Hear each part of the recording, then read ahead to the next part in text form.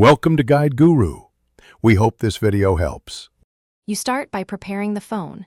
Make sure it's charged and online, then sign in to the same Oppo or Google account you used before. Once done, go directly to Settings and tap Security or Privacy. This is where the privacy password option lives. You do this because the system links the privacy lock to your account. Without connectivity or the account, recovery options won't appear. Make sure you stay in the Security/Privacy screen before moving to the next step. You now try the built-in recovery. Tap the privacy password or private safe entry and choose Forgot Password when presented.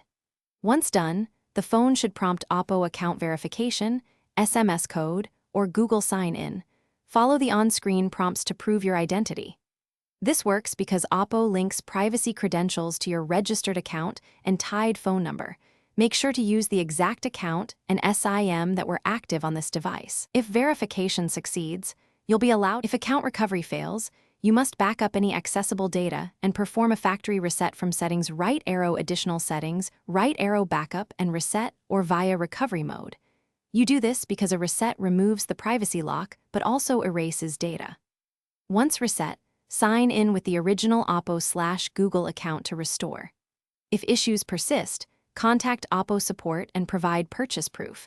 They can help verify ownership and guide a safe unlock. If you get error messages, note them for support. Thanks for watching. Consider subscribing if we helped you today.